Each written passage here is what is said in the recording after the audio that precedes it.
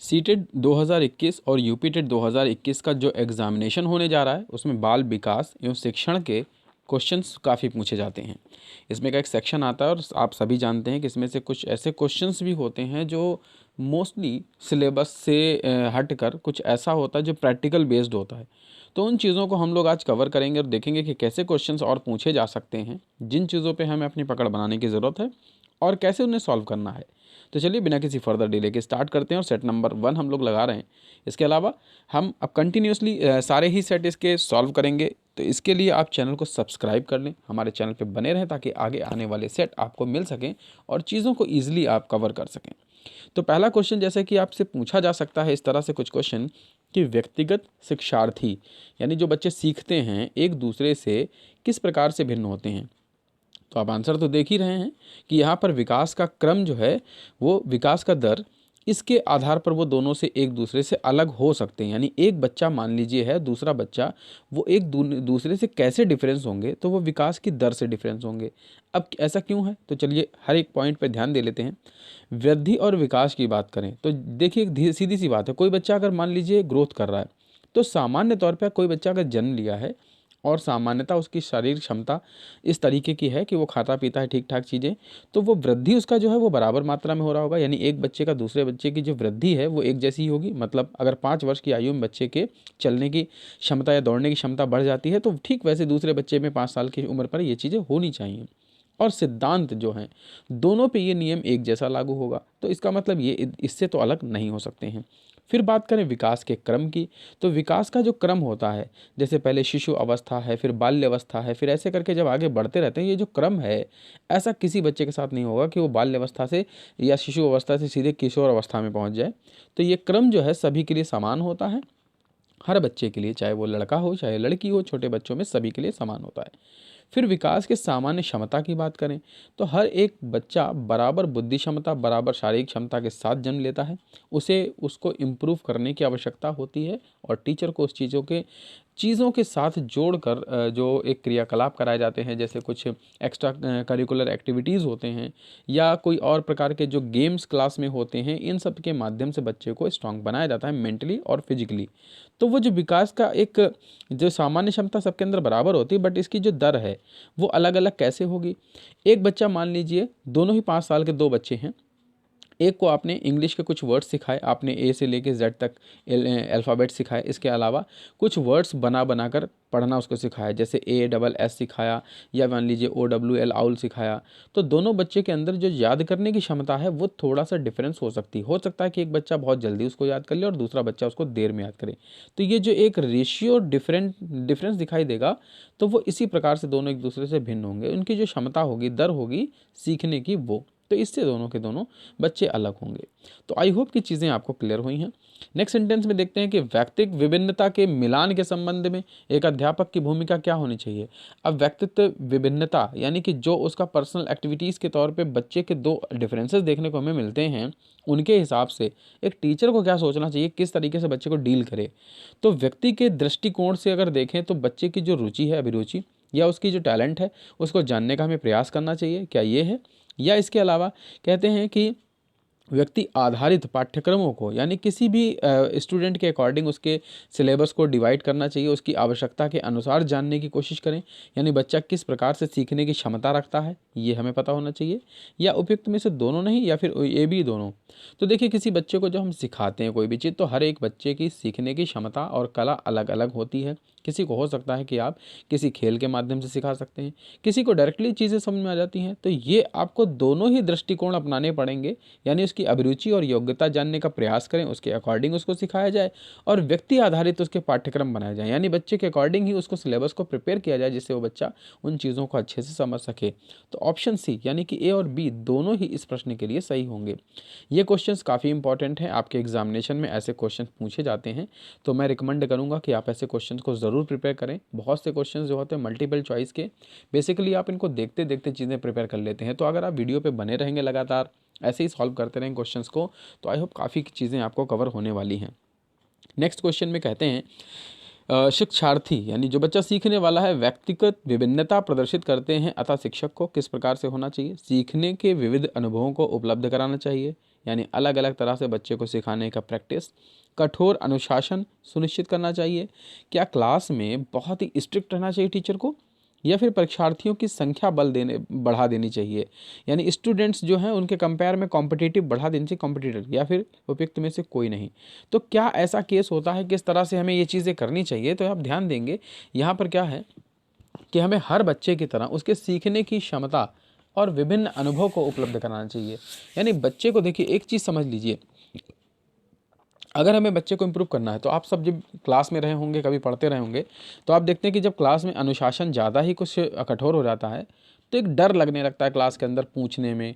Teacher से हम कोई क्वेश्चन पूछेंगे तो मार पड़ेगी, डांट पड़ेगी, इस तरीके का दिमाग में एक जो है एक क्राइटेरिया बन जाता है। तो बहुत घबराहट सी होती है, लगता है कि हम कुछ पूछ नहीं सकते हैं। तो कठोर अनुशासन तो इसके लिए बिल्कुल नहीं हो सकता। परीक्षार्थियों की संख्या अगर बढ़ा देंगे तो क्या होगा? अगर मान लीजिए क्लास में 40 बच्चों का एक स्ट्रेंथ बना हुआ है, रेशियो बना हुआ है, 40 बच्चे वहाँ पे मौजूद हैं और टीचर सबके पास एक एक मिनट देता है, तो 40 मिनट में ऑलमोस्ट सभी बच्चों को समझाया जा सकता है, कोई चीज़ें टच की जा सकती हैं हर बच्चे को। बट अगर वहीं पे 40 से वो 40 और बच्चे बढ़ा दिए ना, 80 कर दिए जाएँ, तो क्या होगा? कंपटीशन बढ़ जाएगा और उसमें कंपटीशन बढ़ने से हम एक बच्चे पर ध्यान नहीं दे सकेंगे। तो बेसिकली इन दोनों चीज़ों पे तो फोकस नहीं किया जा सकता है। तो अगर ध्यान दें तो इस बात पे कि सीखने के जो अलग अलग तरीके होते हैं, उनके हिसाब से जो उनका एक्सपीरियंस होता है, उसे बच्चों के लिए प्रति बढ़ाना चाहिए, जिससे कि बच्चा काफ़ी कुछ चीज़ों को कवर कर सके, सीख सके। तो आई होप कि इससे आपको क्लियर हो रही चीज़ें। अगर क्लियर हो रही हैं तो प्लीज़ वीडियो को एक बार लाइक कर दें और अपने फ्रेंड्स के साथ शेयर करें, जिससे और ज़्यादा लोग हमारे साथ जुड़ सकें। क्वेश्चन नंबर 4 कहता है, शिक्षार्थियों में यानी बच्चों में व्यक्तिगत विभिन्नताओं को संबोधित करने के लिए विद्यालय किस प्रकार का सहयोग उपलब्ध करवा सकता है? तो विद्यालय किस प्रकार का सहयोग उपलब्ध कराएगा बच्चों को चीज़ों को सिखाने के लिए और उनको हर प्रकार के सहयोग करने के लिए? तो बाल केंद्रित पाठ्यचर्या का पालन करना चाहिए, यानी कि बच्चों के अकॉर्डिंग। अभी जैसे हम लोग देख रहे हैं इस समय कि जो एजुकेशन पॉलिसी आई है नई इस समय के टाइम में, तो वो न्यू एजुकेशन पॉलिसी जो है उसको ध्यान देंगे तो उसमें बाल केंद्रित पाठ्यचर्या का ही पालन किया जा रहा है। अब इसका मतलब क्या है? बच्चा देखिए, कई बार ऐसा होता है कि अगर आप कोई साहित्यिक भाषा बोलें, चाहे सपोज करिए कि आप हिंदी में बोलें शुद्ध हिंदी और अंग्रेज़ी बोलें शुद्ध अंग्रेज़ी, बिल्कुल एकदम डिक्टो, हर चीज़ मतलब परफेक्टली। और बच्चा कोई ऐसा है कि जो ग्रामीण परिवेश से बिलोंग करता है, एक क्षेत्रीय भाषा बोलता है, मान लीजिए कि भोजपुरी बोलता है या कोई और जो आपके क्षेत्र में लैंग्वेज बोली जाती है वो बोलता है, आपकी हिंदी को भी समझने में उसे बड़ी मुश्किल होगी। तो ऐसे में इस चीज़ को ध्यान रखना चाहिए कि बच्चा जिस भाषा में समझ सके उस भाषा को सरल तरीके से उसको बोला जाए, उसके सामने समझाने का प्रयास किया जाए। एक ही शब्द को कई प्रकार से बोलकर पर्यायवाची के माध्यम से उसको समझाने का प्रयास किया जाए तो बच्चा ज़्यादा अच्छे से सीखेगा। तो इस प्रकार से क्या होगा, उसके पास में बहुत से चांसेस होंगे और ज़्यादा अच्छे से सीखने के लिए। तो बेसिकली इन चीज़ों पर अगर ध्यान दिया जाता है, बाल केंद्रित पाठ्यचर्या का पालन करना चाहिए, तो विद्यालय की तरफ से ये एक सपोर्ट हो सकता है।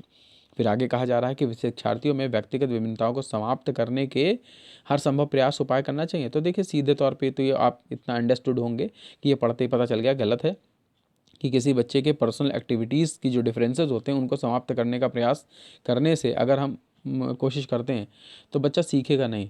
दो बच्चे हैं अलग अलग प्रकार के, एक को जो है चीज़ें बहुत ईजिली समझ में आ रही, दूसरे को कठिन तरीके से। हम सोचें कि एक जो बीच में अंतर है पहले हम इसको दूर करें, तो अंतर दूर करने के प्रयास से ऐसे नहीं होगा, बल्कि हम बच्चों को मौका दें सीखने का, तभी वो चीज़ें दूर होंगी अपने आप ही। धीमी गति से सीखने वाले विद्यार्थियों को विशेष विद्यालय में भेजना चाहिए, ये तो बिल्कुल गलत होगा, क्योंकि जो बच्चा धीमी गति से सीख रहा है, अगर हम उसे किसी दूसरे विद्यालय में भेजेंगे या फिर एक ऐसे ग्रुप में रखेंगे जहाँ सब बच्चे धीमी गति से सीखते हैं, तो बच्चा कभी कंपटीशन की भावना अपने अंदर नहीं ला पाएगा। जब बच्चा दूसरे को देखता है कि वो आगे निकल रहा है, तेज़ निकल रहा है, तो वो बच्चा कुछ ना कुछ अपने आप माहौल से भी सीखता है बजाय किसी टीचर के। तो इसलिए यह चीज़ भी यहाँ के लिए गलत होगा। फिर कहा है कि सभी शिक्षार्थियों के लिए समान स्तर की पाठ्यचर्या का अनुगमन करना चाहिए। सभी स्टूडेंट के लिए एक ही जैसा सिलेबस, ये भी बिल्कुल पॉसिबल नहीं है। कोई बच्चा मैथ्स में इंटरेस्ट रखता है, कोई बच्चा साइंस में इंटरेस्ट रखता है, कोई बच्चा कॉमर्स में है, तो अलग अलग चीज़ें बच्चों के लिए होती हैं। उसके अकॉर्डिंग हमें सॉरी बच्चों के अकॉर्डिंग जो है अलग अलग प्रकार के जो पाठ्यक्रम होते हैं, करिकुलम्स होते हैं, उनको प्रिपेयर करना चाहिए, तभी बच्चा ज़्यादा अच्छे से सीख सकता है। फिर आगे कहा है, विद्यालयों में किसके लिए व्यक्तिगत विभिन्नताओं को पूरा करना चाहिए? तो किसके लिए करना चाहिए? व्यक्तिक शिक्षार्थियों के मध्य खाई को कम करने के लिए? नहीं, बिल्कुल नहीं, क्योंकि यहाँ पे व्यक्ति का मतलब पर्सनल हो गया, और कोई भी स्टूडेंट्स हैं उनके जो बीच में डिफरेंसेस हैं उनको ख़त्म करने के लिए प्रयास करेंगे, तो ये उसकी विभिन्नताओं को पूरा करने का प्रयास नहीं है।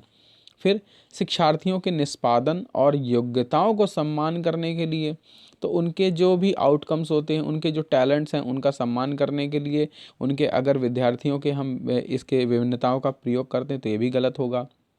फिर यह समझने के लिए कि क्या शिक्षार्थियों के सीखने योग्य या अयोग्य हैं, यह समझने के लिए कि शिक्षार्थी कोई स्टूडेंट जो है सीखने के योग्य अयोग्य हैं, अगर हम इसका प्रयोग करते हैं पर्सनल इंटरेस्ट के तौर पे तो भी नहीं होगा। तो सॉरी, ये हो सकता है, क्यों हो सकता है, ये समझने के लिए कि क्या शिक्षार्थी जो है सीखने के योग्य अयोग्य हैं। कोई भी चीज़ हम किसी को सिखा रहे हैं, पर्सनल इंटरेस्ट हमें उसका देखना चाहिए कि वो किस प्रकार से सीख रहा है चीज़ों को, तभी हम उस चीज़ों को समझा सकते हैं। हाँ, तो ऑप्शन सी इसके लिए हो सकता है। और लास्ट कहना है व्यक्तिगत शिक्षार्थियों को विशिष्ट होने की अनुभूति कराने के लिए, अगर हम बच्चों को स्पेशल बता देंगे कि वो बहुत स्पेशल है, तो बच्चे के अंदर एक घमंड की भावना आने आ जाएगी जो ओवर कॉन्फिडेंट की तरफ ले जाएगा, तो यह भी एक गलत है। चलिए अगले क्वेश्चन की तरफ बढ़ते हैं कि व्यक्तिगत विभिन्नताओं का क्षेत्र क्या है? लिंग भेद है, या फिर शारीरिक संरचना है, या फिर मानसिक योग्यताएं हैं, या उपयुक्त सभी? तो देखिए, लिंग भेद ये तो बिल्कुल नहीं होता है। अगर लड़का है या लड़की है, कोई मान लीजिए बॉय है या फिर कोई गर्ल है, तो अगर कोई लड़का है तो उसकी सीखने की क्षमता और लड़की की सीखने की क्षमता दोनों समान होती है। ऐसा कहीं भी नहीं होता है कि दोनों की क्षमता सीखने की समान नहीं हो। ये अलग बात है कि वो अपनी क्षमता का प्रयोग नहीं कर पा रहे हैं, मगर सीखने की क्षमता उनके अंदर बराबर होती है। तो लिंग भेद कोई इसका आधार नहीं होता है किसी भी पर्सनल टैलेंट के अंतर का। फिर दूसरी की बात करें शारीरिक संरचना, तो लिंग भेद और शारीरिक संरचना दोनों एक ही जैसी चीज़ें हैं। अगर लड़के की बॉडी की बात करें और लड़की की बॉडी की बात करें तो दोनों के शारीरिक संरचना में ज़मीन आसमान का फ़र्क होता है, बिल्कुल डिफरेंस होते हैं, अपोजिट होते हैं। तो ऐसे में शारीरिक संरचना की बात करें तो वह भी कोई कारण नहीं होता है, क्योंकि आज की डेट में अगर पावर की बात करें, स्टैमिना की बात करें, तो लड़कियाँ भी वो चीज़ें प्रैक्टिस के तौर पर अगर करती हैं तो कर सकती हैं जो एक लड़का कर सकता है। तो इसका मतलब शारीरिक संरचना इसमें कोई मायने नहीं रखती है। फिर उसके बात करें कि मानसिक योग्यताओं की, तो मानसिक योग्यताएं क्या होती हैं? कोई भी अगर एक मेंटली किसी बच्चे का एबिलिटी है तो किसी बच्चे की ज़्यादा होगी, किसी बच्चे की कम होगी। तो इन चीज़ों की अगर बात करें तो ये पॉसिबिलिटीज़ हो सकती हैं। अब यहाँ पे देखें इन सब चीज़ों की, तो विभिन्नताओं का क्षेत्र पूछा गया है, यानी अंतर कैसे होगा। तो अंतर बेसिकली इन तीनों को फोकस करके चलेंगे, तो इन तीनों को फोकस करने पर पता चलेगा कि ये तीनों इनके अंतर हो सकते हैं। कोई भी बच्चा जो है इन चीज़ों के डिफरेंसेस से सीखता है और आगे बढ़ता है। तो बेसिकली उनमें क्या होता है कि मानसिक योग्यताएं, शारीरिक संरचना या लिंग भेद तीनों ही वर्क करते हैं उसके लिए। नेक्स्ट वन की बात करें, नेक्स्ट क्वेश्चन की, कि कक्षा में विद्यार्थियों का व्यक्तिगत विभेद क्या है? हानिकारक, क्योंकि इसमें विद्यार्थी परंपरागत द्वंद्व उत्पन्न होते हैं। अनुपयुक्त, क्योंकि वे सर्वाधिक मंद विद्यार्थी के स्तर का पाठ्यक्रम के स्थानांतरण की गति को कम करते हैं। लाभकारी है, क्योंकि विद्यार्थियों की संज्ञानात्मक संरचनाओं को खोजने में अध्यापक को प्रवृत्त करते हैं। या फिर लाभकारी नहीं है, क्योंकि अध्यापकों के व्यक्तिपूर्ण कक्षा नियंत्रण करने की आवश्यकता है।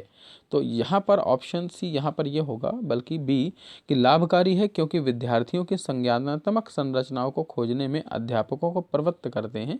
ये ऑप्शन इसके लिए सही होगा। नेक्स्ट क्वेश्चन देखते हैं कि व्यक्तिगत विभिन्नता का अर्थ क्या है, क्या चीज़ होती है इसकी अर्थ? तो बेसिकली क्या होता है, दो व्यक्तियों में शारीरिक विभिन्नता का होना, तो ये व्यक्ति विभिन्नता का अर्थ है बिल्कुल नहीं है। दो व्यक्तियों में शारीरिक, मानसिक और योग्यता के संवेगात्मक दशा में समान और एक जैसे नहीं होते हैं, ये बिल्कुल इसके लिए हो सकता है ऑप्शन बी। लेकिन कोई दो व्यक्ति शारीरिक और मानसिक योग्यता में समान और एक जैसे होते हैं, यह भी बिल्कुल नहीं है। और उपयुक्त में से कोई नहीं, तो इसके लिए ऑप्शन बी होगा कि कोई भी व्यक्ति जो है शारीरिक, मानसिक और योग्यताओं या फिर संवेगात्मक दशा में समान नहीं होते, एक जैसे नहीं होते हैं। यानी स्त्री और पुरुष की बात करें तो दोनों में काफ़ी डिफरेंसेस चीज़ें देखने को मिलती हैं, चाहे वो मानसिक तौर पे हो, शारीरिक तौर पे हो, या फिर उनके संवेगात्मक दशा की बात करें तब भी, यानी हर परिस्थिति में। नेक्स्ट वन क्वेश्चन कहता है कि शिक्षार्थी यानी स्टूडेंट्स जो होते हैं व्यक्तिगत विभिन्नता प्रदर्शित करते हैं, अतः शिक्षक को क्या करना चाहिए? अधिगम की एक समान गति पर बल देना चाहिए, कठोर अनुशासन सुनिश्चित करना चाहिए, परीक्षाओं की संख्या बढ़ा देनी चाहिए, या सीखने के लिए विविध अनुभवों को उपलब्ध कराना चाहिए। तो सीखने के लिए अलग अलग प्रकार के उनके पास जब ऑप्शंस होंगे बच्चों के पास, तो वो अलग अलग अपने टैलेंट को शो कर सकेंगे।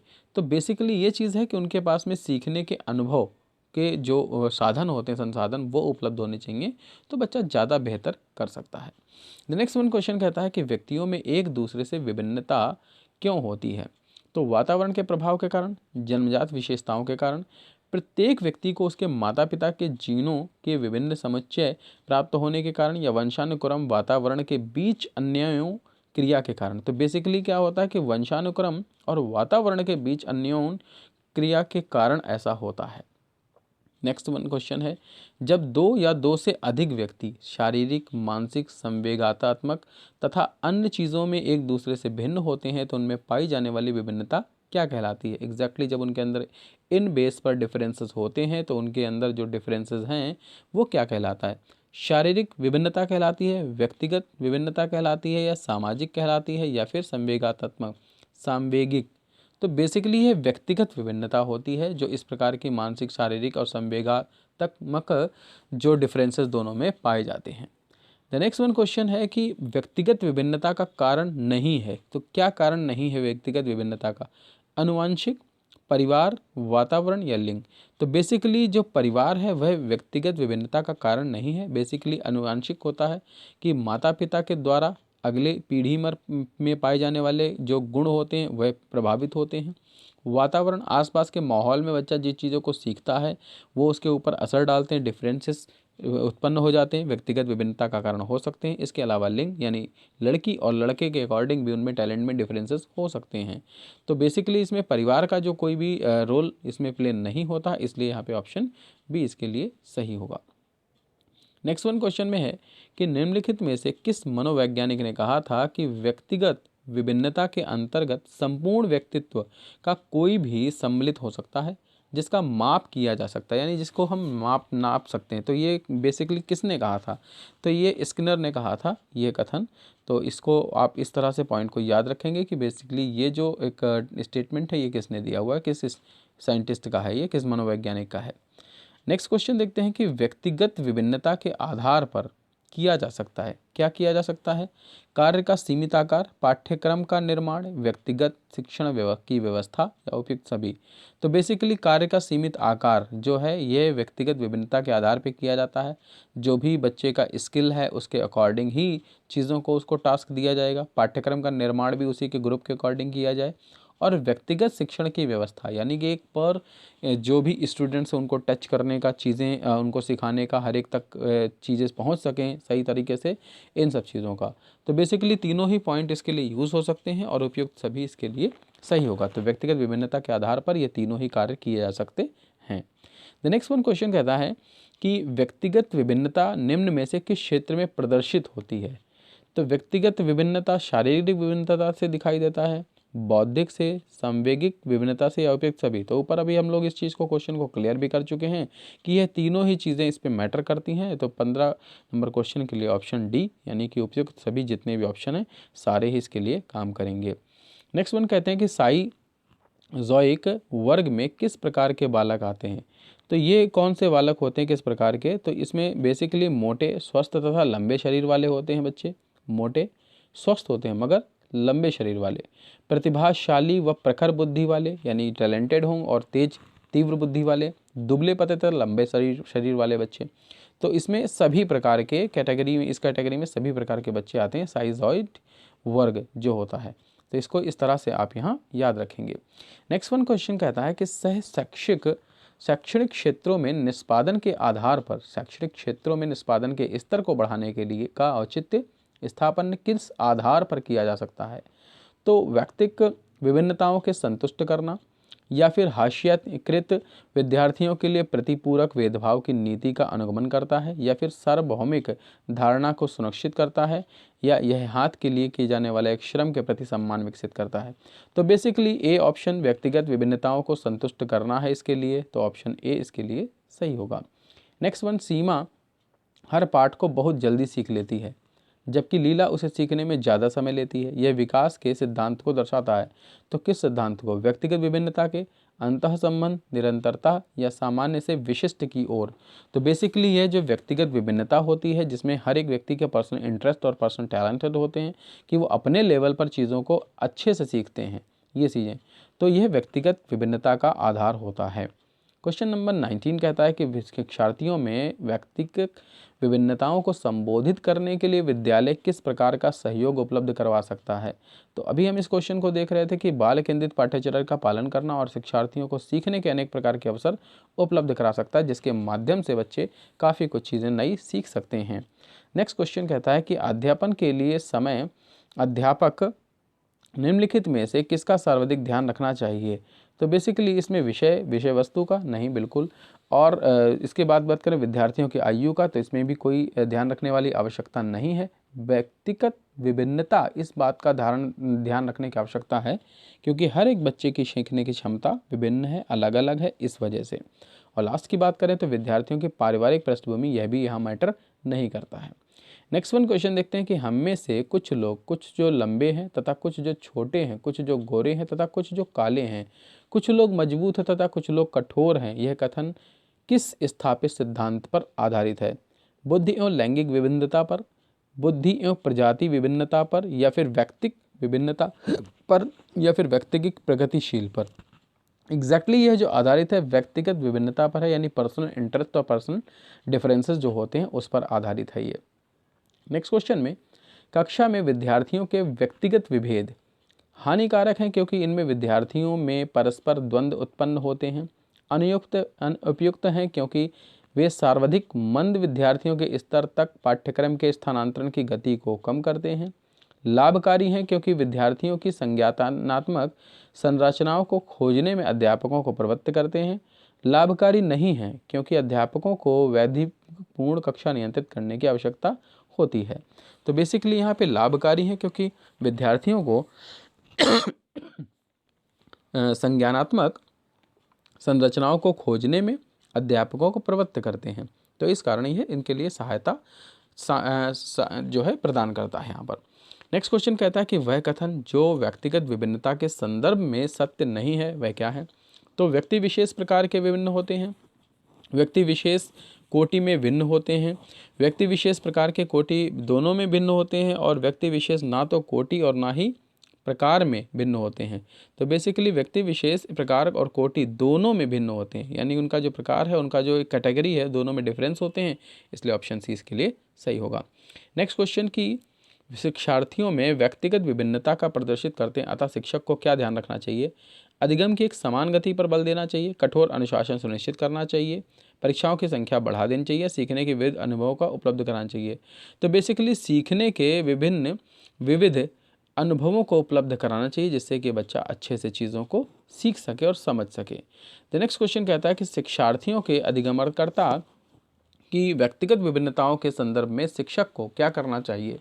तो निगमनात्मक पद्धति के आधार पर समस्याओं का समाधान करना चाहिए, फलन विधि के आधार अधिकतर प्रयोग करना चाहिए, याद करने के लिए शिक्षार्थियों को तथ्य उपलब्ध कराना चाहिए, अथवा विविध प्रकार की अधिगम परिस्थितियों को उपलब्ध कराना चाहिए। तो यहाँ पर ऑप्शन डी इसके लिए सही होगा कि अलग अलग प्रकार के उनको सीखने के जो मौके मिलेंगे उस माध्यम से बच्चा ज़्यादा अच्छे से चीज़ों को कर पाएगा। तो ये थे 25 क्वेश्चन जो बाल विकास एवं शिक्षा से आधारित हैं और आपके सीटेट यूपी टेट एग्जामिनेशन के लिए बहुत ही इंपॉर्टेंट सीरीज़ है। अगले सीरीज़ में ऐसे ही एक नए वीडियो के साथ फिर मिलेंगे।